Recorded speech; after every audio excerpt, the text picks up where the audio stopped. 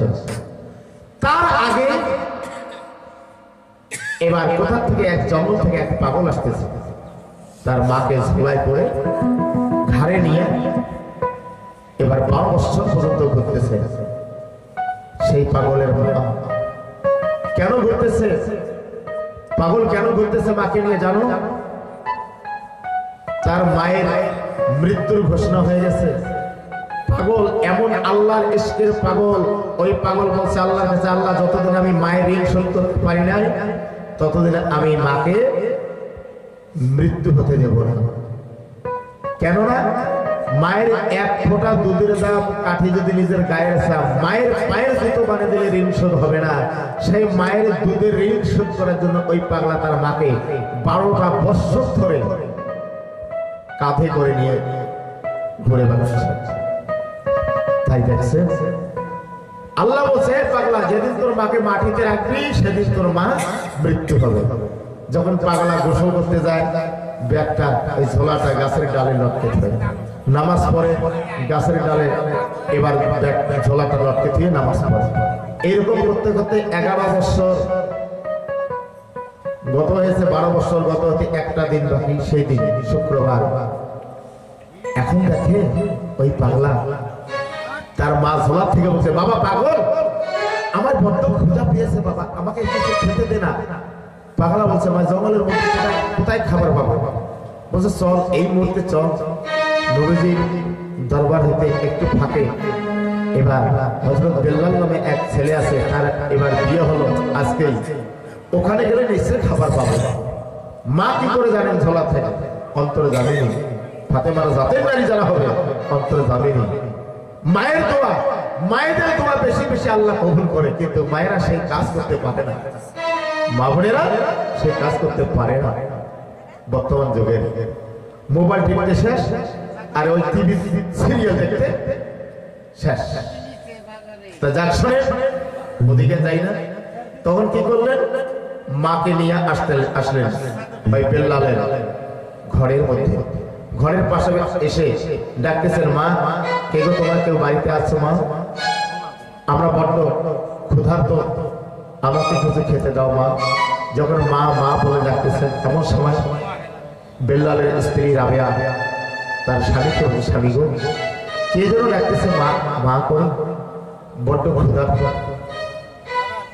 আপনি যদি হুকুম দেন তাহলে আমি তাকে একটু খানা দান করতে পারি। বেল্লাল বলতেছে, ঠিক আছে দিদি যাও, আমি হুকুম দিলাম। তখন এবার পাগলা তার মাকে নিয়ে বেল্লালের ঘরের দরজার সামনে আসিল। মা রাবেয়া এবার স্বামীর জন্য একটা মাত্র রুটি এবার রাখছিল। ওই রুটিটা হাতে নিয়ে মা রাবেয়া সারে চোখের পানি। পাগলা বলতেছে, ওরে মা কেন কাঁদো তুমি? ও খিও ও মা জননী মাগো কেন কাঁদো তুমি?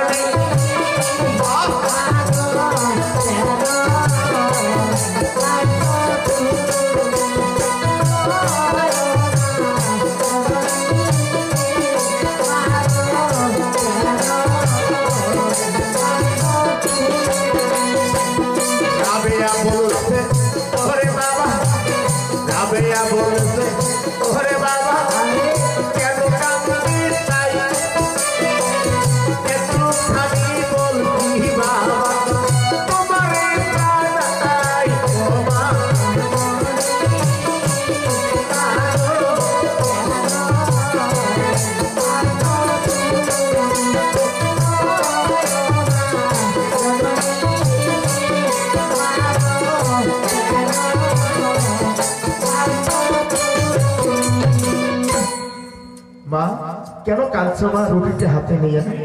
তখন রাবেয়া বলতেছে, বাবা কি আর বলবো, দুঃখের কথা, আমার স্বামীর মৃত্যু আর মাত্র 10 মিনিট আছে, 10 মিনিট পরে আমার স্বামী মারা যাবে, তাই আমি একটা রুটি রাখছি মা। বাবা এই রুটিটা যদি তোমাকে দেই, আমার স্বামী মৃত্যুর আগে যদি রুটিটা খাইতে চাই তাহলে আমি কি দিব? তখন বলছে ঠিক আছে মা, দাও। যখনই রুটিটা দিলেন, দাও মাত্র ওই রুটিটা তার মাকে দিলেন। মা অর্ধেকটা রুটি খেয়েছে, খাইয়া তার পেট ভরিয়ে একটা অবাক হয়ে গেছে, অর্ধেকটা এখনো বাকি আছে। এমন সময় পাগলার মা ঝোলার থেকে চিৎকার করে বলছে, এ বাবা পাগল, আমাকে কি বিষ খাওয়ালি রে বাবা? বলছে কেন মা, রুটি থেকে বিষ মাখানো ছিল?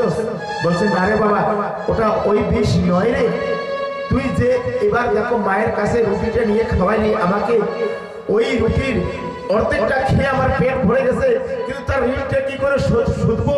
তার তো একটু পরে মৃত্যু, তার স্বামী একটু পরে মৃত্যু হয়ে যাবে।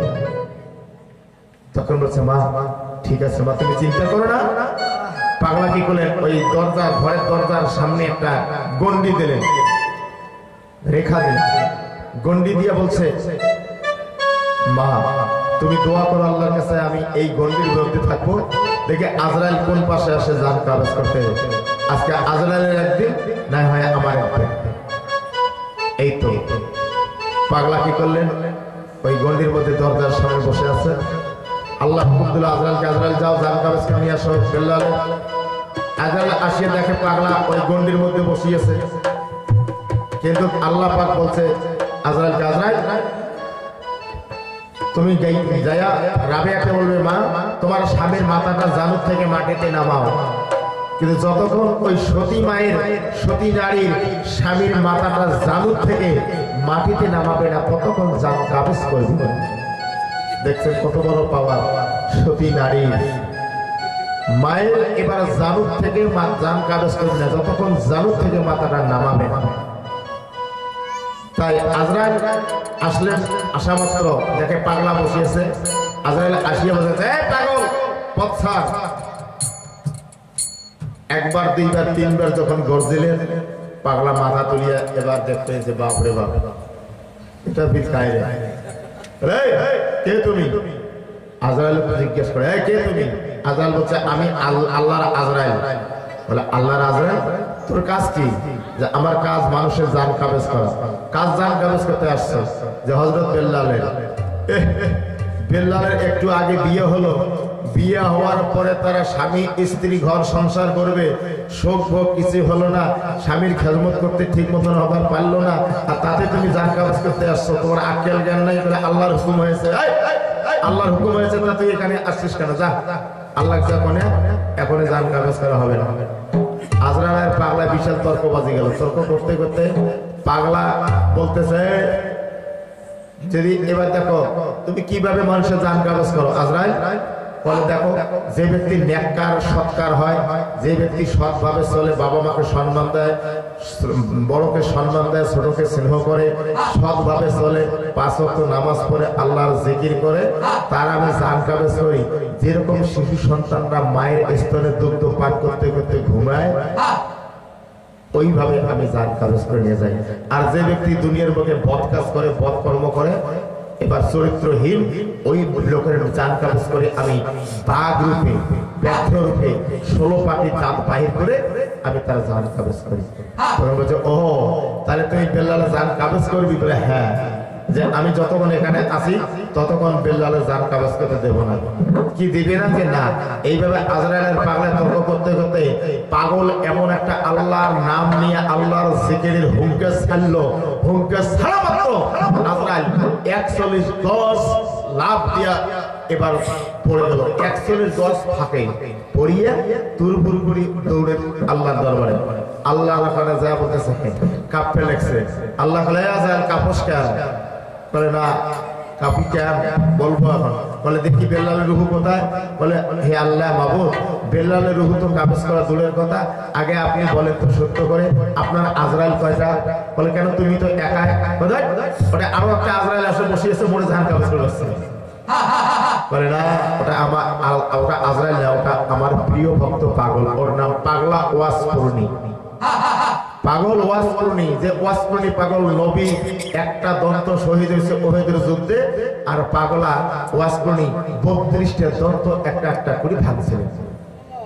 সেই পাগল ওয়াসপুরনি, যে ওয়াসপুরনি পাগলা আমার প্রিয় দোস্ত হাবিব নবী করিম সাল্লাল্লাহু আলাইহি সাল্লামের গায়ের জিহ্বা পেয়েছিলেন, সেই পাগল ওয়াসপুরনি। বলে যাও, আবার যাও। বলে আল্লাহ আর যাবা পার না। বলে কেন? তুমি যা তাকে সালাম দাও না? আজরাইল বলছে না, আমি তাকে সালাম দেই নাই। বলে ও, তুমি নিজে নিজে বড় মনে করছো, এই জন্য দাদা বলছে নিজে নিজে বড় হলে সে তো বড় নয়, লোকে যাকে বড় বলে সেই বড় হয়।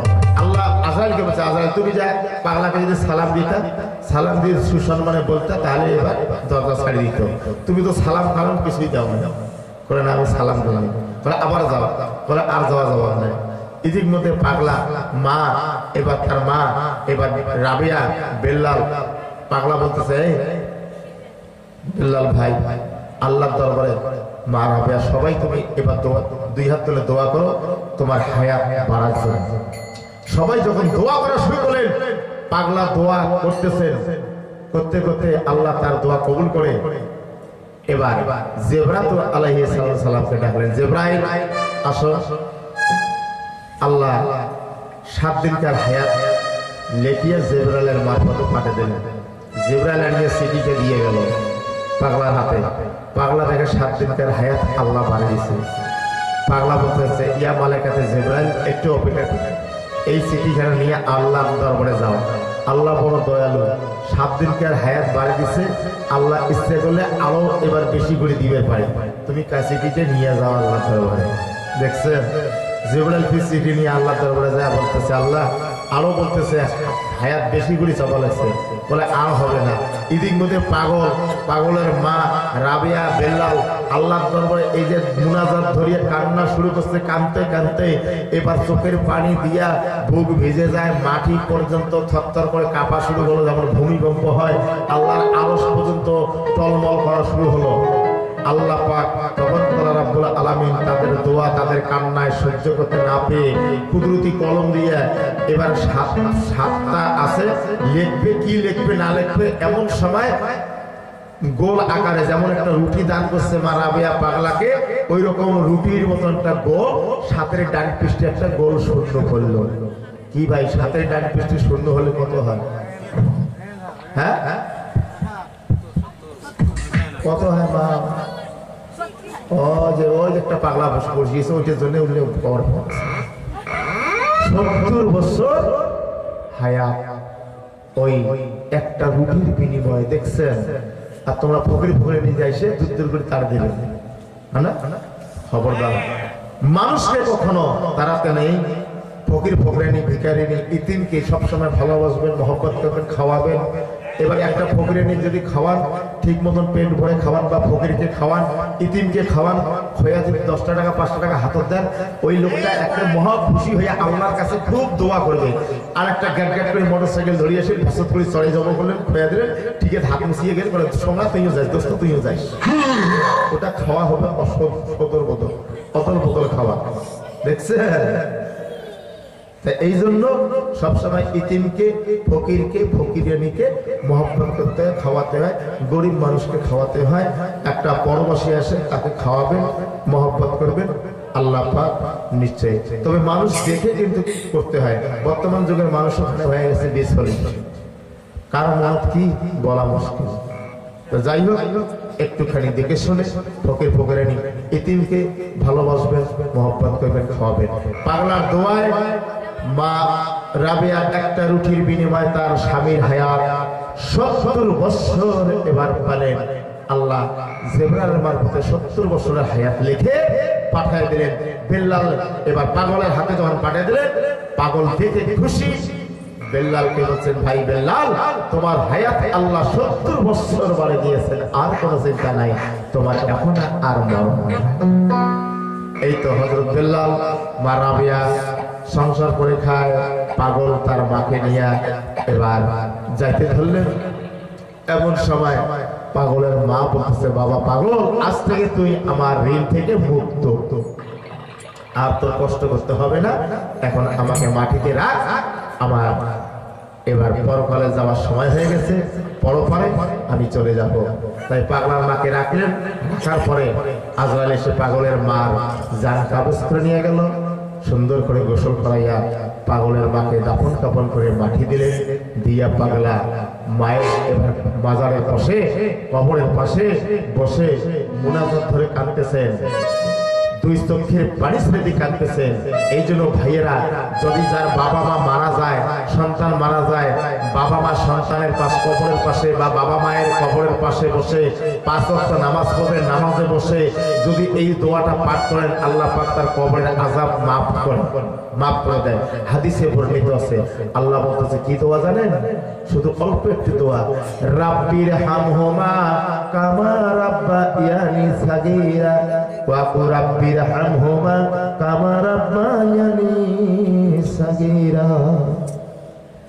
সুন্দর করে এবার বাবা মার জন্য নামাজে বসে দোয়া করবেন, কবর জিয়ারত করবেন, পাশে গিয়া বলবেন, আর দুই চোখের পানি ছেড়ে দিয়ে যদি বলেন রাব্বির হামহুমা কামা রাব্বায়ানি সাগীরা ওয়া কুর রাব্বির হামহুমা কামা রাব্বায়ানি সাগীরা, আল্লাহ পাক তার পিতা মাতার কবরের আযাব মাফ করে দেবে।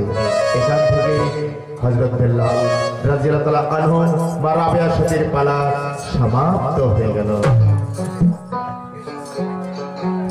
ওরে আমি কার লাগিয়া